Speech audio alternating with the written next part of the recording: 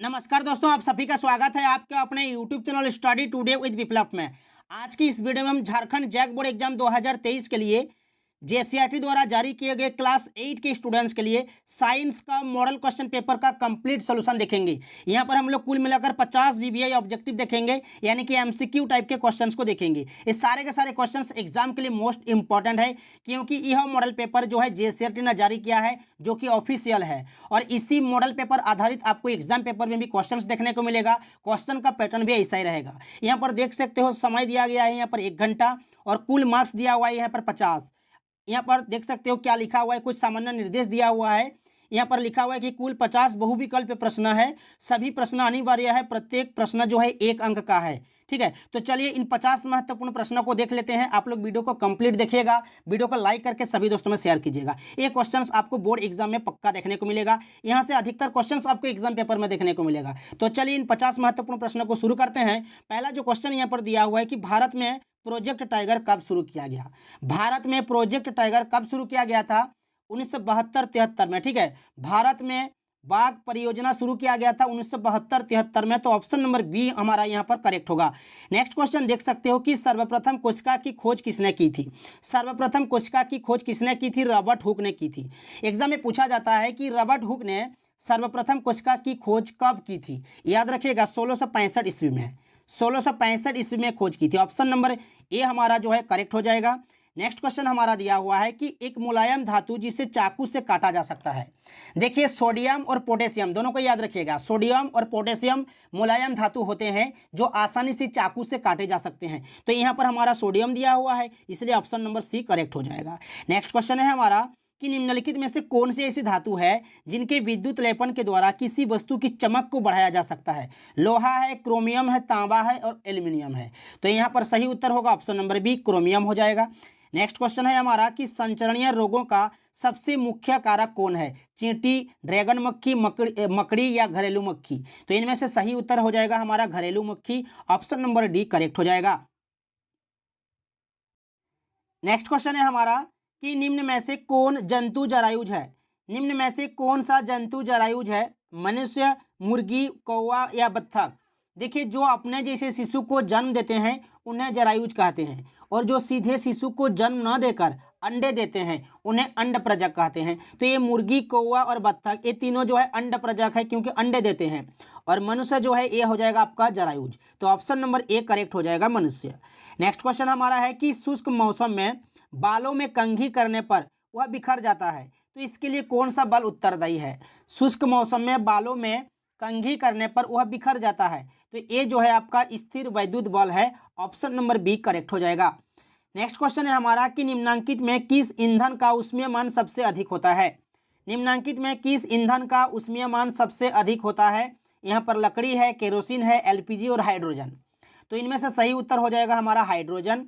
और इसका जो ऊष्मीयमान है 1,50,000। याद रखिएगा एग्जाम में पूछा जा सकता है। ठीक है, नेक्स्ट क्वेश्चन है हमारा कि इनमें से कौन सा गुणसूत्र शिशु के नर लिंग का निर्धारण करता है।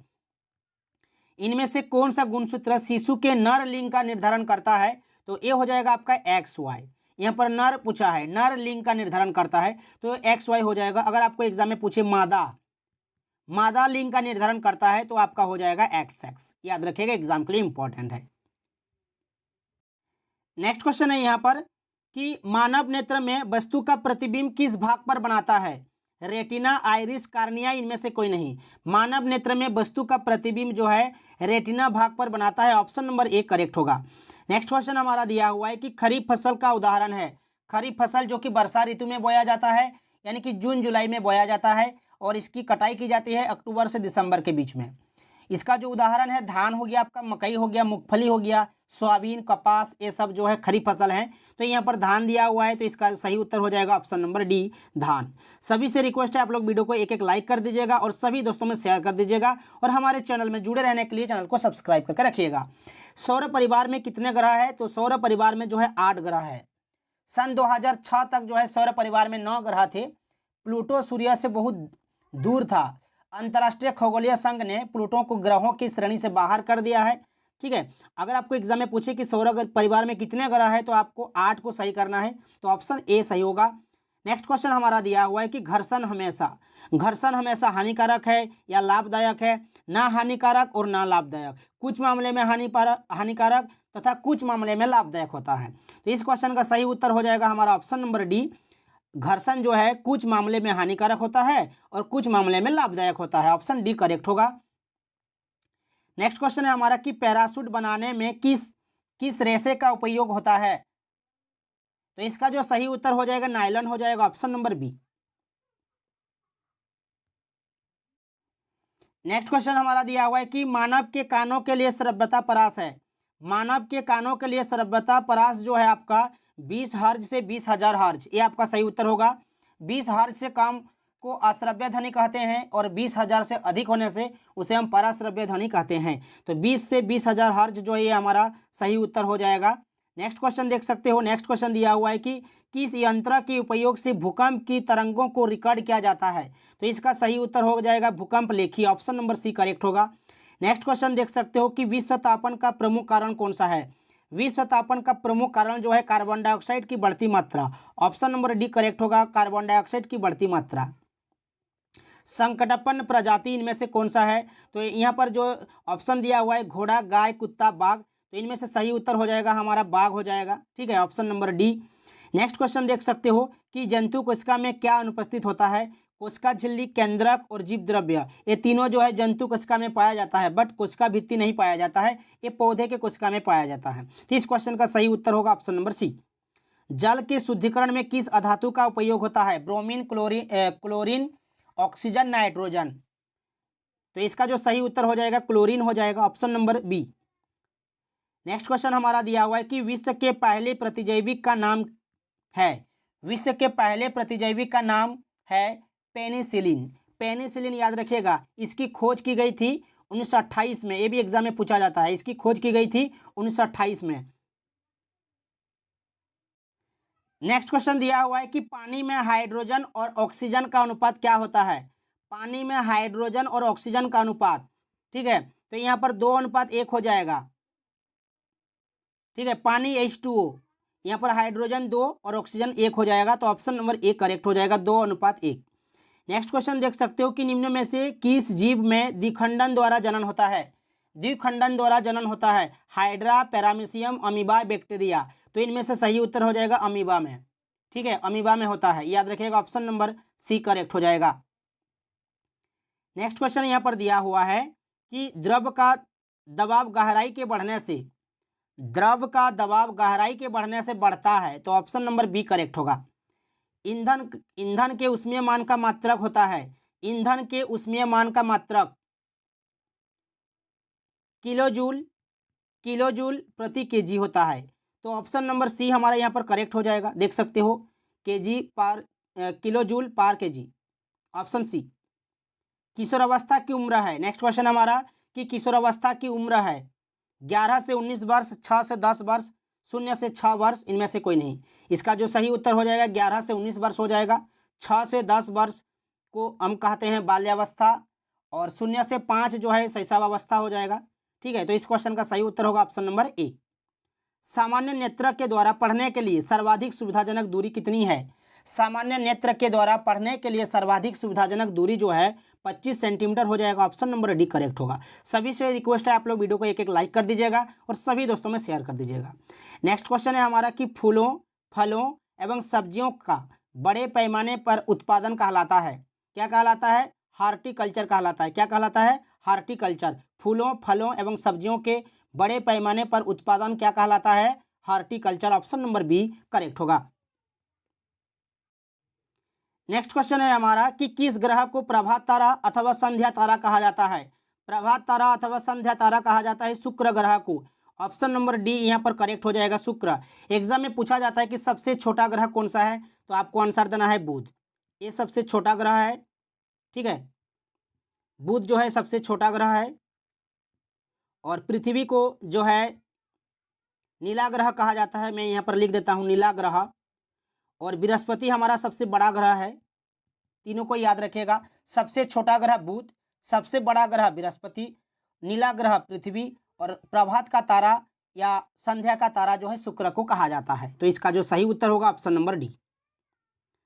नेक्स्ट दिया हुआ है कि किस आकृति की वस्तु पर तरल घर्षण कम होता है। किस आकृति की वस्तु पर तरल घर्षण कम होता है। आयताकार, वर्गाकार, नौकाकार या वृत्ताकार। तो इनमें से सही होगा ऑप्शन नंबर डी, वृत्ताकार हो जाएगा। जो पदार्थ जो प्राकृतिक प्रक्रिया जैसे कि जीवाणु के द्वारा अपघटित होता है क्या कहलाता है। पदार्थ जो प्राकृतिक प्रक्रिया जैसे जीवाणु के द्वारा अपघटित होता है उसे जैव निम्नीकरण कहा जाता है। ऑप्शन नंबर ए करेक्ट होगा। नेक्स्ट क्वेश्चन है कि ध्वनि की प्रबलता किस कारक पर निर्भर करती है। ध्वनि की प्रबलता जो है आपका आयाम पर निर्भर करती है। ऑप्शन नंबर बी करेक्ट होगा। ऑप्शन नंबर बी आयाम। नेक्स्ट क्वेश्चन हमारा दिया हुआ है कि विपरीत आवेशों के बीच क्या प्रतिक्रिया होती है। विपरीत आवेशों के बीच क्या प्रतिक्रिया होती है। आकर्षण। ऑप्शन नंबर ए करेक्ट हो जाएगा, आकर्षण। नेक्स्ट क्वेश्चन हमारा दिया हुआ है कि हरित गृह प्रभाव और वैश्विक तापन के लिए मुख्य रूप से उत्तरदायी गैस कौन से हैं। तो कार्बन डाइऑक्साइड भी हो जाएगा और मीथेन भी हो जाएगा। ऑप्शन नंबर सी हो जाएगा, दोनों। वह पुस्तक जिसमें सभी संकटापन्न प्रजातियों का रिकॉर्ड रखा जाता है कहलाती है। वह पुस्तक जिसमें सभी संकटापन्न प्रजातियों का रिकॉर्ड रखा जाता है उसे क्या कहते हैं। Red data. Option number D हमारा करेक्ट होगा, red data book. Option number D. Next question हमारा दिया हुआ है कि निम्न में कौन सा पदार्थ जीवाश्म ईंधन है। निम्न में कौन सा पदार्थ जीवाश्म ईंधन है। सौर ऊर्जा, परमाणु ऊर्जा, जल ऊर्जा, कोयला। तो इनमें से सही उत्तर हो जाएगा हमारा जीवाश्म ईंधन जो है कोयला हो जाएगा। ऑप्शन नंबर डी सही होगा।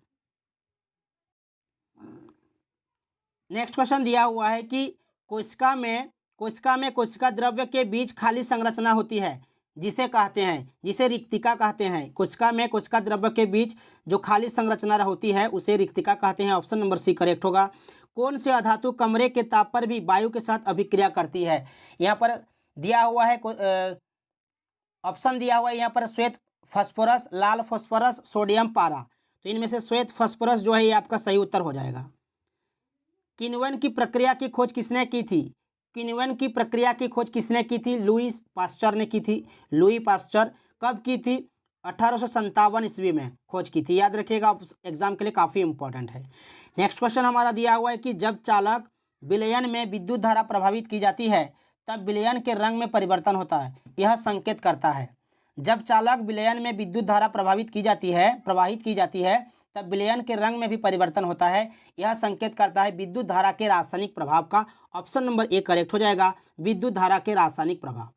नेक्स्ट क्वेश्चन दिया हुआ है कि विश्व में सर्वप्रथम एक भेड़ का क्लोन विकसित किया गया था जिसका नाम था। विश्व में सर्वप्रथम एक भेड़ का क्लोन विकसित किया गया था जिसका नाम डॉली था। ऑप्शन नंबर सी करेक्ट होगा, डॉली। एग्जाम के लिए इंपॉर्टेंट है। तरल है यहाँ पर दिया हुआ है ठोस एवं द्रव एवं गैस। ठोस, गैस, इनमें से कोई नहीं। तो तरल हो जाएगा आपका द्रव और गैस। ऑप्शन नंबर बी हमारा यहाँ पर करेक्ट हो जाएगा, द्रव एवं गैस दोनों। नेक्स्ट क्वेश्चन दिया हुआ है कि विद्युत उपकरणों में लगी आग बुझाने के लिए अच्छा अग्निशामक है। विद्युत उपकरणों में लगी आग बुझाने के लिए सबसे अच्छा अग्निशामक कौन सा है। पानी, पेट्रोल, कार्बन डाइऑक्साइड और तेल। तो इनमें से सही उत्तर हो जाएगा आपका कार्बन डाइऑक्साइड हो जाएगा। Option number C carbon dioxide. Next question दिया हुआ है कि लड़कों के गले के सामने उभरा हुआ भाग क्या कहलाता है। लड़कों के गले के सामने उभरा हुआ भाग क्या कहलाता है। एडम्स एप्पल कहा जाता है या कंठमणि कहा जाता है। तो ऑप्शन नंबर ए करेक्ट होगा, एग्जाम के लिए काफ़ी इंपॉर्टेंट है। नेक्स्ट क्वेश्चन हमारा दिया हुआ है कि श्वेत प्रकाश में कितने रंग होते हैं। 7 रंग होते हैं। नेक्स्ट क्वेश्चन दिया हुआ है कि एक स्थान पर एक ही प्रकार की बड़ी मात्रा में उगाए गए पौधों को क्या कहते हैं। फसल कहते हैं। ऑप्शन नंबर बी करेक्ट होगा, फसल। नेक्स्ट क्वेश्चन देख सकते हो 47 की खगोलीय पिंडों के बीच की दूरी को किस इकाई से मापा जाता है। खगोलीय पिंडों के बीच की दूरी को किस इकाई में मापा जाता है। किलोमीटर, मीटर, प्रकाश वर्ष या सौर वर्ष। तो इनमें से सही उत्तर होगा आपका प्रकाश वर्ष। ऑप्शन नंबर सी करेक्ट होगा। नेक्स्ट क्वेश्चन हमारा दिया हुआ है कि घर्षण चिकने सतहों की अपेक्षा रुखड़े सतहों पर, घर्षण चिकने सतहों की अपेक्षा रुखड़े सतहों पर क्या होता है, अधिक होता है। तो ऑप्शन नंबर ए करेक्ट होगा। नेक्स्ट क्वेश्चन हमारा दिया हुआ है कि निम्न में कौन प्राकृतिक बहुलक है। पॉलिस्टर, सेलुलोज, एक्रिलिक और नायलॉन। तो इनमें से सही उत्तर हो जाएगा सेलुलोज हो जाएगा। ऑप्शन नंबर बी करेक्ट हो जाएगा, सेलुलोज। यह हमारा लास्ट क्वेश्चन है। जो ध्वनि सुनने में अप्रिय लगती है उसे क्या कहते हैं। जो सुनने में अप्रिय लगती है उसे हम क्या कहते हैं, शोर कहते हैं। ऑप्शन नंबर सी करेक्ट हो जाएगा। तो ये तो ये था साइंस का मॉडल पेपर का कंप्लीट सोल्यूशन। वीडियो को अगर अच्छा लगा तो वीडियो को लाइक करके सभी दोस्तों में शेयर कीजिए और हमारे चैनल में जुड़े रहने के लिए चैनल को सब्सक्राइब करके रखिए। तो मिलते हैं नेक्स्ट वीडियो में।